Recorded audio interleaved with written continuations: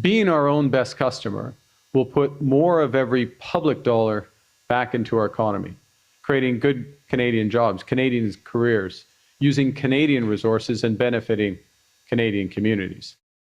The CBC's Marina von Stackelberg joins me now live from Ottawa. So Marina, how is the Buy Canadian policy going to work? Well, this will be a federal policy to use more Canadian products, technology, and labor. And the budget last week outlined exactly how that will be done in terms of it no longer being a best effort to do this, but a clear obligation. What we don't have, though, and we didn't receive today from the Prime Minister, is any specific details on what these regulations will look like. What we do know is that this policy will apply to all federal agencies and Crown corporations, federal procurement and federal infrastructure funding, Build Canada Homes, the housing program, the defense industrial strategy. What is still unclear is whether it will apply to private companies that are building infrastructure. If they want to get the federal government to fast track their project or provide money for that project, will they have to buy Canadian? Now, the policy is also saying that if a domestic option is not available, that foreign suppliers would still need to use Canadian content or rely on trusted partners. Now, Prime Minister Carney was asked today, how do you make sure that this Buy Canadian policy doesn't violate Canada's international trade agreements? Have a listen to his response. We've done a review of all our free trade obligations to ensure that they are designed consistent with that. And we will, related to that, if I may, Jacques, we'll be making adjustments to the way the Canadian International Trade Tribunal operates, which is something that's internal to Canada. So many of the constraints are actually self-imposed on ourselves. Mark Carney is pushing a Buy Canadian policy whilst promising to fast-track approvals for major projects later this week. And honestly, it is peak political theater. The Prime Minister was in New Brunswick on Monday selling Canadians on economic nationalism whilst simultaneously trying to convince businesses that red tape is finally getting slashed.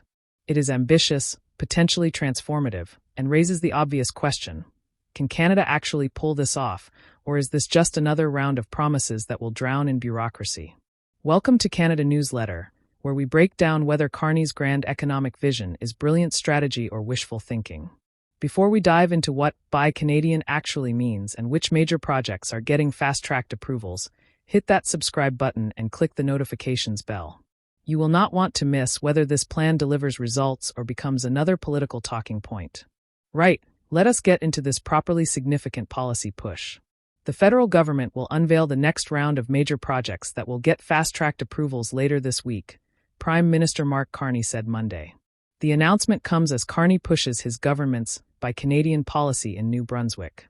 This is a two-pronged approach, encouraging Canadians to support domestic businesses whilst simultaneously removing regulatory barriers that have historically slowed major infrastructure and resource projects to a crawl. The timing is deliberate. With Donald Trump's tariffs hammering Canadian exports and trade negotiations stalled, Carney is pivoting toward economic self-reliance and domestic investment. The Buy Canadian policy is straightforward in concept. It encourages governments, businesses, and consumers to prioritize Canadian-made products and services over imports. This is not a new idea. Economic nationalism has been part of Canadian policy debates for decades. But Carney is making it a central pillar of his economic strategy, tying it directly to job creation, manufacturing growth, and reducing dependence on volatile international trade relationships. The challenge is execution. Canada's economy is deeply integrated with global supply chains, and simply declaring Buy Canadian does not magically create domestic alternatives for every imported product. Fast-tracking approvals for major projects is where things get genuinely interesting. Canada has become infamous for regulatory delays that stretch years, sometimes decades, killing investment and frustrating businesses. Mining projects, pipelines, infrastructure developments all have faced endless environmental assessments, consultations, and legal challenges. Carney is promising to cut through that red tape, expediting approvals for projects deemed critical to Canada's economic future. The government will unveil the next round of projects getting this treatment later this week, and that list will reveal whether Carney is serious about transforming Canada's regulatory landscape or just offering selective fast-tracking for politically convenient projects. The risk here is significant. Fast-tracking approvals can mean bypassing important environmental protections and indigenous consultations, which could spark massive backlash. Carney needs to balance speed with responsibility, ensuring projects move forward without trampling rights or causing environmental damage. If he gets that balance wrong, the political fallout will be brutal. Environmental groups and indigenous communities are already watching closely, ready to challenge any approvals that shortcut proper process.